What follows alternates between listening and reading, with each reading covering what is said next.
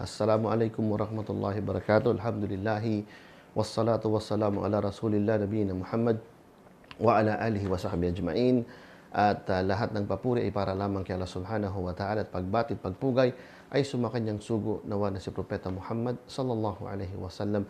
Magandang araw po at insyaallah maraming salamat at jazakumullahu khairan sa organizer ng Jam'iyatul Mar'atul Muslima lil Haymana sa muling pag-invite sa akin dito sa online symposium nyo. Natawag nito second online symposium, Everlasting Love, Does Your Love Last Forever? Mashallah, napakagandang paksa, no? At napapanahon. Pero syempre, bago ang lahat na yan, ay gusto natin magpaalala na ito'y pagtalakay para magkaroon tayo ng dagdag na kaalaman at inshallah, inspirasyon pagdating sa gantong uri ng paksa. At sinasamantala natin to sapagkat ngayon, ang mga tao, Musliman, lalo ang mga hindi Muslim, ay para bang ito ang mga usapin sa mga panahong ito. Ngunit pinagpapaalala po natin na ang pagdiriwang ng Valentine's Day ay hindi po ito pinahihintulutan sa Islam, no? Sapagkat sa atin ay pinamamalas natin ang ating pagmamahal sa ating mga mahal sa buhay, hindi lamang sa isang tukoy na araw, bagkus ito ay responsibilidad ng magpartner sa kanilang habang buhay at hindi lang sa tukoy na araw. Anyway, ang paksa po na ibigay sa akin is Making Allah as Center of the Marriage. Mashallah, isang napakagandang paksa at nawa ay makapag-contribute ako at makapag-share ako sa inyo. Anyway, ang aya na babasahin ko pauna dito ay isang palagian nating naririnig ng mga na aya sa tuwing tinatalakay ang mag-asawa. Sa sinabi ng Allah Subhanahu wa Ta'ala, wa min ayatihi an khalaqa lakum min anfusikum azwajan litaskunu ilaiha wa ja'alna bainakuma mawaddatan wa rahmah. Ito ay sinabi ni Allah Subhanahu wa Ta'ala sa ating pauna na mula sa tanda ni Allah Subhanahu wa Ta'ala, an khalaqa lakum min anfusikum azwajan, ay nilikha niya mula sa atin na tayo ay magkakapareha. No? Ito'y mula sa mga tanda ni Allah Subhanahu wa Ta'ala, signs, waja'alna bainakuma mawaddatan wa rahma.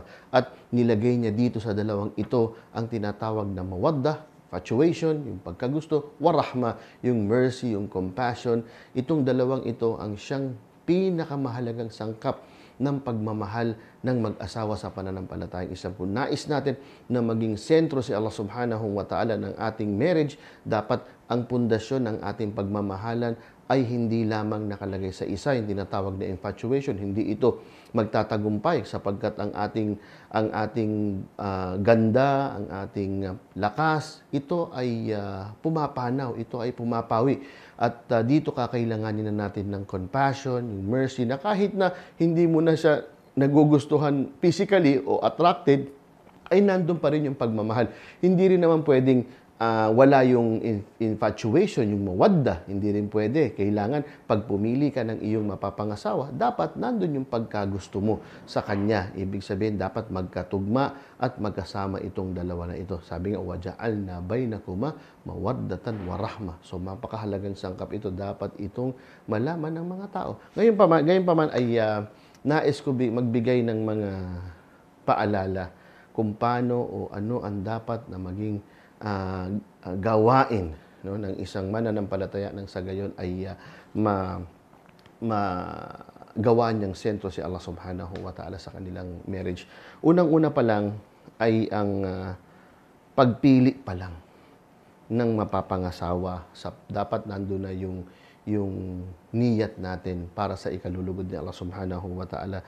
Dapat ang ating intensyon sa pagpili ng ating mga papangasawa, dapat ang quality nito, mapababae man o mapalalaki, dapat ay number one ay mapapadali sa atin ang pagsamba natin kay Allah Subhanahu wa Ta'ala. Isang partner na siyang tutulong sa iyo para mapadali ang obligasyon mo kay Allah Subhanahu wa Ta'ala, na which is minsan o maraming beses tayong nakakapansin na ito ang nagiging dahilan minsan ng isang tao o individual na humina ang kanyang ibada kay Allah Subhanahu wa Ta'ala. Makikita natin nung siya'y binata, nung siya'y dalaga, ay aktibo sa mga gawain. Makikita natin na pumupunta sa Islamic Center, nasa mga programa, nasa mga event. Ngayon, nung nag-asawa na siya, hindi mo na siya makita. no? Alal-asaf, yung pinakamas matindi pa ay hindi na nakikita sa masjid, hindi na nagsasala ng jamaa samantalang nung binata, nung dalaga, nakikita natin na laging dumadalo sa mga programa. Hindi dapat. Dapat mas lalo tayo maging masipag sapagkat nandyan na yung ating katulong. For example, ang mga kababaihan, sila na yung maghahanda ng sahur at iftar. Kung dais mag-ayuno ng kanilang asawa, mag-aayos ng kanyang mga thobe o kanyang gamit pang sala, pagpunta ng masjid, siya yung gigising sa kanyang asawa, vice versa, no? Lalaki, minsan siya ang gigising sa kanyang asawa, minsan naman yung asawa ang gigising sa kanyang asawang lalaki. Dapat ganun ang ating unang-unang qualification o tawag dito, sifat o katangian ng ating pipiliin kapag gusto natin maging sentro si Allah subhanahu wa ta'ala ng ating marriage. Hindi dapat tayo pipili na nandun nga sa kanya ang katangian, mayaman nga, maganda nga, o magandang lalaki nga, pero siya naman ang pipigil sa atin sa pag-ibada, siya naman ang pipigil sa atin dumalo sa ating mga gawain sa Islam. At kagandahan, dahil sa mga kababaihan, for example, dati, mas limitado ang inyong pagdalo sa event dahil ang napangasawa nyo ay event o programa, dahil sa inyong napangasawa ay aktibo o tumutulong sa inyo sa dawa, mas magiging maganda sapagkat yung pagdalo nyo ay magkakaroon na kayo ng mahram, hindi na kayo para ma-fitna sapagkat nandyan yung inyong magiging asawa na hindi sa inyo kukontra o magiging kasama nyo pa sa mga gawaing Islamiko.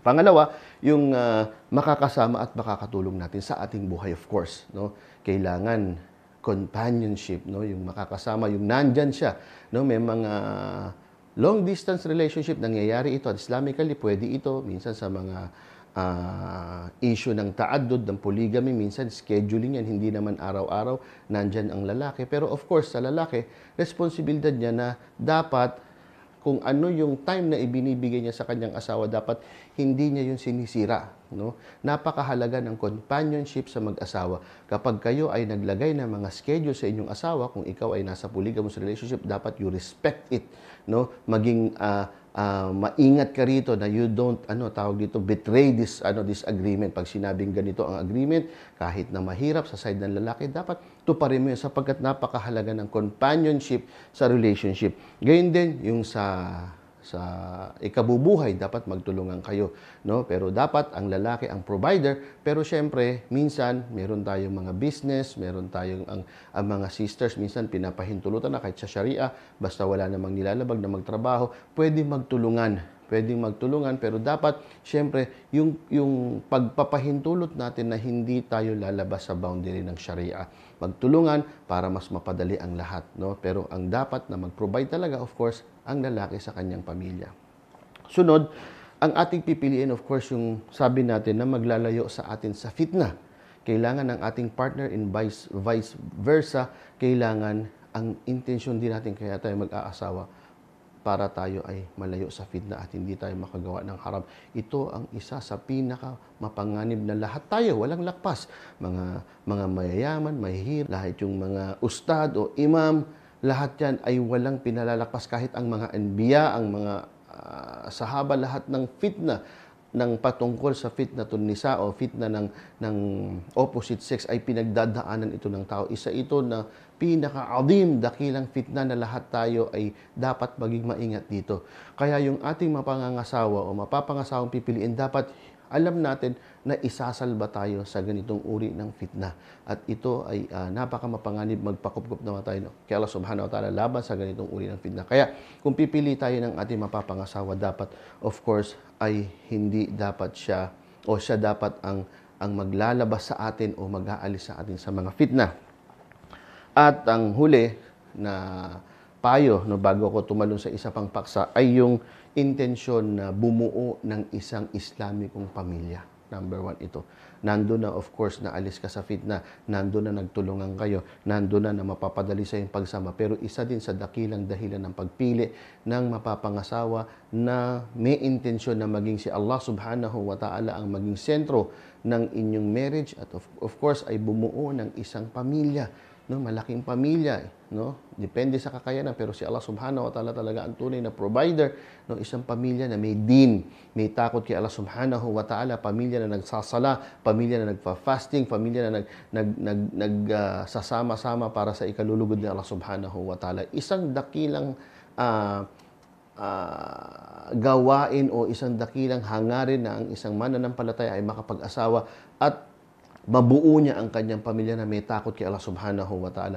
Maglalabas sila ng mga anak na mga merong pagsamba o gumagawa ng mga pagsamba kay Allah Subhanahu wa Ta'ala. At iba ay maging da'iya, yung iba maging duat, yung maging ulama, maging mga asatid, na insyaallah lahat ng ito ay babalik doon sa mag-asawa, no? So, napakahalaga ngayon.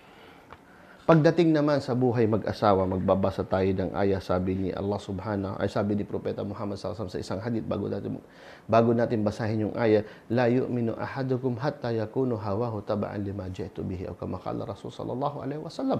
Sabi ng Rasul sallallahu alaihi wasallam, walang anya ang tunay o may ganap na pananampalataya sa inyo hanggat hindi ang inyong kasanayan ay kung paano ako ipinadala dito. Ibig sabihin kung ano yung mga tagubilin o yung mga ipinahayag ko sa inyo, dapat dito nakabatay ang inyong kasanayan. So, kailangan ang ating pagsasama ay laging nakabatay sa kung ano ang utos ng Islam, sinabi ng Quran at sinabi ng Propeta Muhammad sallallahu alaihi wasallam.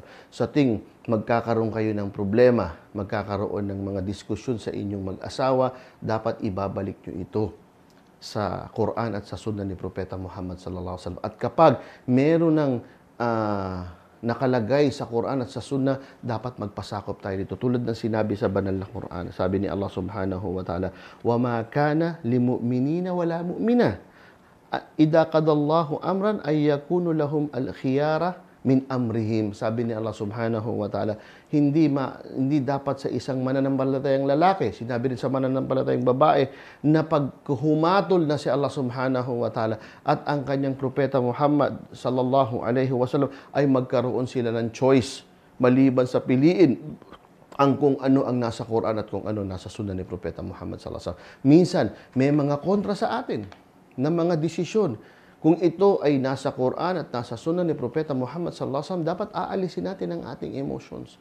Dapat mas uunahin natin ang Islam, mas uunahin natin ang sinabi ni Allah Subhanahu wa Ta'ala at sinabi ni Propeta Muhammad sallallahu alaihi wasallam. Oo, laging matatamaan ang ating emosyon, minsan hindi natin gusto ang mga nangyayari o mga desisyon o mga dapat gawin. Pero kapag ito ay sinusugan ng Quran at sinusugan ni Propeta Muhammad sallallahu alaihi wasallam sa kanyang mga hadith, dapat tayo bilang mga Muslim ay magpapasakop. Yun ang Islam, istislam. Sumusuko tayo at insyaallah kung ito ang ating gagawin dahil sa ating iman, dahil sa ating pananampalataya kay Allah Subhanahu wa Ta'ala, ito ay padadaliin sa atin ni Allah Subhanahu wa Ta'ala. Paluluwagin ni Allah Subhanahu wa Ta'ala ang ating mga dibdib na tanggapin ang mga qada, ang mga hatol ni Allah Subhanahu wa Ta'ala sa mga issue ng mag-asawa. Napakaraming issue na haharapin ng mag-asawa. Napakaraming mga pagsubok ang haharapin ng mga mag-asawa. Ngunit kung sila ay nakasandal sa Islam o nakasandal sila sa batas ng Islam, sa batas ni Allah Subhanahu wa Ta'ala at ni Propeta Muhammad sallallahu alaihi wasallam, ito ay padadaliin para sa kanya o para sa kanila at insyaallah ta'ala sila ay bibigyan ng reward ni Allah Subhanahu wa Ta'ala. Reward na mabuting buhay dito sa dunya at of course sa akhirah bilang mag-asawa sa pananampalatayang Islam o mag-asawa na ginawa nilang center ang Islam o ginawa nilang center si Allah Subhanahu wa Ta'ala sa kanilang relationship. At huling payo, pinakamahalagang payo, lagi natin sinasabi ito sa lahat man bilang isang mananampalataya para maging successful ang isang relationship, dapat meron tayong sabar. Meron tayong sabar. Napakaraming payo sa mag-asawa, napakaraming mga pwede nating sabihin, pero isa sa pinakamalaking sangka para maging maayos ang relationship, of course, lalagay natin si Allah Subhanahu wa Ta'ala, ang Islam, bilang sentro ng ating relationship, pero siyempre, sabar. Lahat tayo dito sa dunya ay panandalian lamang. Ang mga asawa natin, tayo, sa isa't isa ay pinahiram lamang ni Allah Subhanahu wa Ta'ala. Pinahiram niya para maging madali sa atin ang buhay natin bilang Muslim, para maalis tayo sa fitna, maging magaang ang buhay natin. Pero ito'y kukunin ni Allah Subhanahu wa Ta'ala kahit kailan, kahit anong oras. Tayo sa bawat isa sa ating mga asawa ay pinahiram ni Allah subhanahu wa ta'ala at hindi natin pagmamayari ang bawat isa. Lahat tayo ay pinahiram ni Allah subhanahu wa ta'ala sa bawat isa. At kung gusto ni Allah subhanahu wa ta'ala ang kunin ito, ay wala tayong magagawa. Samantalahin natin habang tayo ay magkakasama, mga asawa natin, mahalin natin sila, respetuhin natin sila. Pero dadating ang panahon na tayo kukunin ni Allah, dapat handa tayo, insyaAllah ta'ala, kung tayo maging mag-asawa o mag-asawa natin ay magkita sa kabilang buhay, alhamdulillah. At kung ito naman ay hindi loloobin ng Allah subhanahu wa ta'ala, ay magpasalamat tayo sapagkat si Allah ang laging may mainam na plano para sa atin. So, jazakumullahu khairan. At maraming salamat pa rin sa organizer at lagi niyo akong naiimbitahan sa mga ganitong uri ng mga programa. At inshallah nawa ay palakasin pa ni Allah subhanahu wa ta'ala ang mga ganitong uri ng ganitong mga organisasyon. At nawa ay sa susunod na mga panahon ay magkaroon tayo ng event na face-to-face na at magkita-kita po tayo muli. Magsalaman tayo bilang magkakapatid sa pananampalatayang Islam. Ito po ang inyong lingkod, kapatid na Isa Javier. Jazakumullahu khairan. Wa sallallahu ala nabiyina Muhammadin wa ala alihi wa sahbihi ajma'in. Wassalamu alaikum warahmatullahi wabarakatuh.